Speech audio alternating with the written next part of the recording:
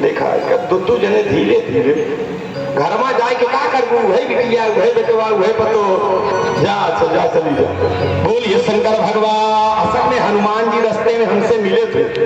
हमने कहा क्या है? उन्होंने कहा आज हम यही चौराहा पे गदा लेके खड़े हो रहे हैं, जो जो लोग वापस आएंगे आज उनको फ्रैक्चर कर देंगे।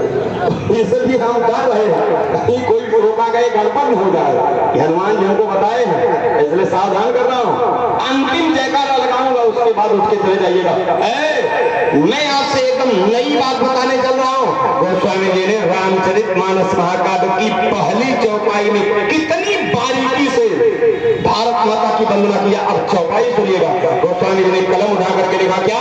कहा बंदो गुरु पाद, कहा बंदो गुरु पद, आए पदुम परागा, सुरुचि सुबास सरस अनुरागा, राम सिया राम जय राम, राम सिया राम। ओके बोलिए जय राम।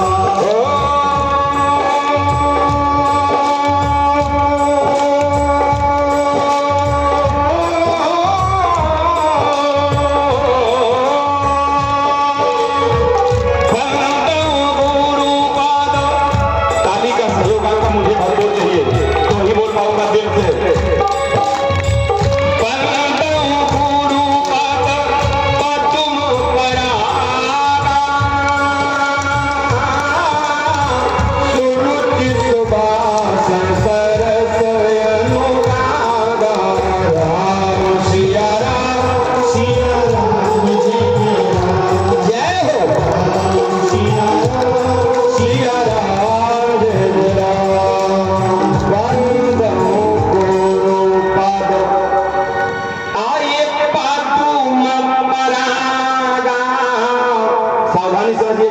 तो बात समझना ही।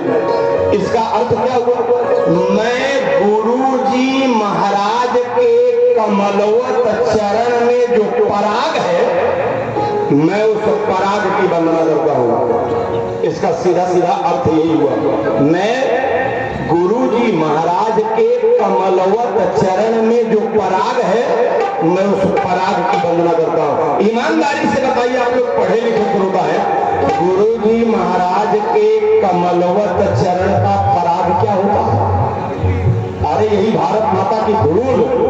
क्या होता है? यही भारत माता की धूल। अच्छा ईमानदारी से बताइए, गोस्वामी जी ने गुरुजी महाराज के कमलवत चरण के पराग के माध्यम से अगर भारत माता के धूल की वंदना कर लिया, ईमानदारी से बताओ भारत माता की वंदना हो गई कि नहीं हो गई? बोलो भाई, अगर हो गई हो तो अपनी ताली से हमको इशारा करिए। हो गई नहीं हो गई? बहुत बारीकी से गोस्वामी जी ने भारत माता की वंदना किया। अब प्रश्न ये है, ये जो सामने धूल है, क्या यह वंदनीय है? वंदना करने योग्य है? गोस्वामी जी से पूछा गया इस धूल की क्या कीमत है? तो गोस्वामी जी ने कहा, रामचरितमानस में आगे इशारा किया क्या? कहा राजा मागा पारी, मुकेश जी और नजदीक आ जाइए, ये कथा फिर दोबारा नहीं मिलेगी। कहा रजमग परी और ये निरादर लहरी, और धूल रास्ते में पड़ी है, लोग उसका निरादर कर रहे हैं। क्यों?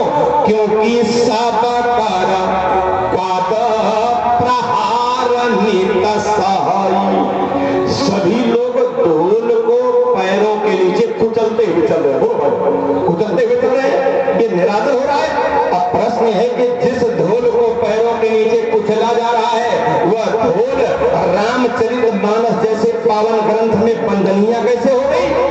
तो गोस्वामी जी ने इशारा किया, दुनिया वालों, जिस धूल ने संत के चरण से संबंध जोड़ लिया, जिस धूल ने गुरु के चरण से संबंध जोड़ लिया, वह धूल पैरों के नीचे कुचली जाने वाली नहीं रह गई, बल्कि रामचरितमानस जैसे पावन ग्रंथ में वंदनीय हो गई। इतने नहीं, मैं आपसे निवेदन करना चाहता हूं, हमारे यहाँ 24 अवतार की चर्चा है, जिसमें 23 हो गया है, एक अभी बाकी है कल्कि अवतार। और इस 24 अवतार में मुख्य 2 अवतार, दो, एक राम का और एक कृष्ण जी का, मुख्य 2 अवतार। ये जो मुख्य 2 अवतार है 24 अवतार में, इन 2 अवतारों में माने दोनों भगवान को भी भारत माता की इस रज से बड़ा प्यार है। कहा कितना प्यार है? कहा एक भगवान भारत की इस मिट्टी को खाए और एक भगवान भारत की इस मिट्टी में नहाए।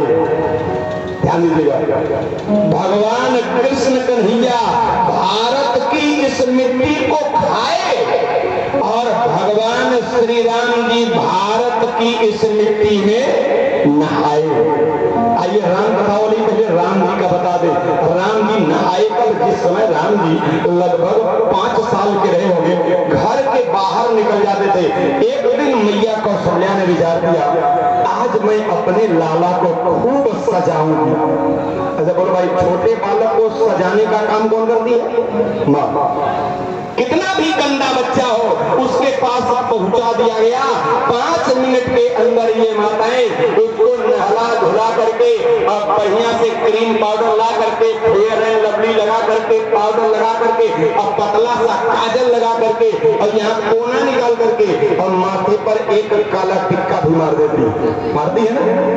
अच्छा बोलो, जो काला टिक्का मारती है उस टिक्का को क्या कहते हैं मालूम है?